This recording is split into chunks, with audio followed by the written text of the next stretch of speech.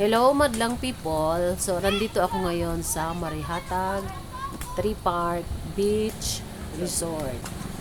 Ito yung resort dito sa Marihatag, sa Tree Park.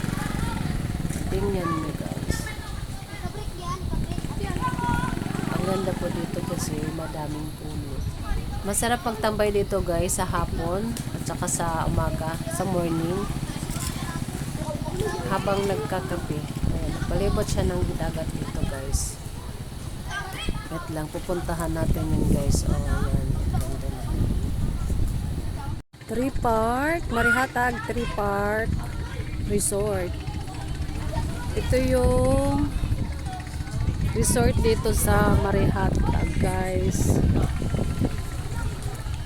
Ayan, ang ganda ng hangin. Wait lang, dito muna tayo.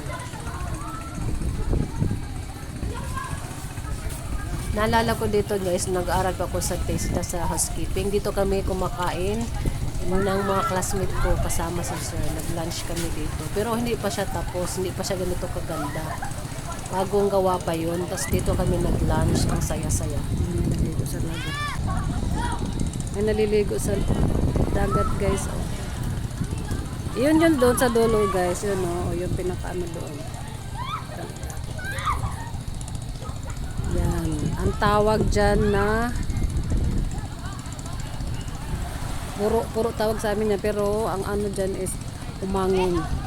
Nakaligo na kami doon no, nag-birthday, nag-17th birthday ang aking panganay. Ito yung beach dito di guys sa Tree Park, Marihatag.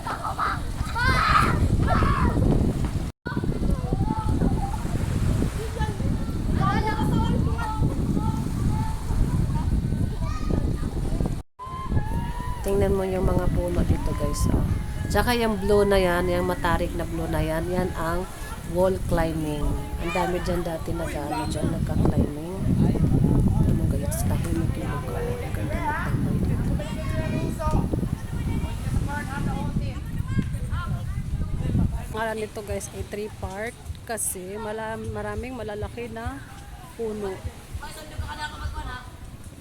Masarap magtambay dito guys kasi maraming malalaking puno. Kita niyo po yan. Ayan yung ano, wall climbing. Wall climbing yata ang tawag dito guys. Kung hindi po ako nagkakamali. Ayan mga puno guys. Tsaka sobrang hangin dito guys. I-tour ko pa kayo guys sa unahan. Wait nyo lang po. Thank you for watching.